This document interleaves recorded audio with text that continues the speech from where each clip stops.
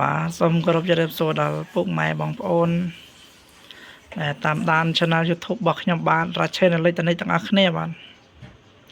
ថ្ងៃនេះគឺខ្ញុំបាទធ្វើការជួសជុលដូរអណ្ដាតមីក្រូថ្មីជូនអតិថិជនបាទហើយនេះគឺអណ្ដាតចាស់នេះអណ្ដាតចាស់នេះគឺឆេះបាទនឹងឆេះលំខ្លោចបាទហើយវីដេអូគឺមានការរំខានសំឡេងអង្ក្រានតែយ៉ាងបាទដោយសារតែយើងនៅក្នុងភូមិមែនតែផ្លូវមុខផ្ទះមេជាងរបស់ខ្ញុំនេះគឺឡានម៉ូតូច្រើនបាទហើយនេះគឺអណ្ដាតចាស់ហើយនេះគឺអណ្ដាតថ្មីបាទអណ្ដាតដែលដាក់ឲ្យអតិថិជនថ្មីហើយគឺខ្ញុំសង់ត្រេរួចអស់ហើយនៅតែផ្សារខ្សែអណ្ដាតរួចចាប់កងនេះបញ្ចូលហើយយើងដាក់បញ្ចូលក្នុងគូតរបស់វាវិញហើយខ្ញុំអត់បានសាកជាសំឡេងទេដោយសារតែខ្ញុំនៅចិត្តព្រំដែនចិត្តច្រកបងត្រកួនបាទហើយយើងក៏តបតែស្ងប់ស្ងាត់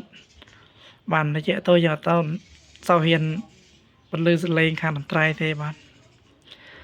ហើយវីដេអូនេះក៏មានតែប៉ុណ្្នឹងដែរបាទបើពុកម៉ែបងប្អូននៅខាងស្រុកថ្មពួកចង់ជួសជុលអីអាចទំនាក់ទំនងមកបានបាទទំនាក់ទំនងមកលេខរបស់ខ្ញុំក៏បានលេខមេជាងក៏បានហើយមេជាងរបស់ខ្ញុំក៏គាត់ទទួលធ្វើដូចជាជួសជុលបែបបតកុងទ័រសាំងបាទកុងទ័រសាំងកុងទ័រត្រាក់ទ័របាទញ៉ៃចឹងទៅជាប់មាត់ចឹងណាហើយជួសជុល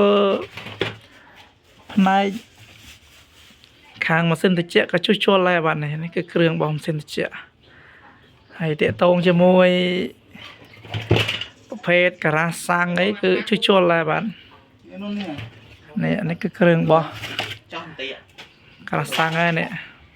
ហើយវីដេអូនេះក៏មានតែប៉ុណ្្នឹងដែរបាទអរគុណ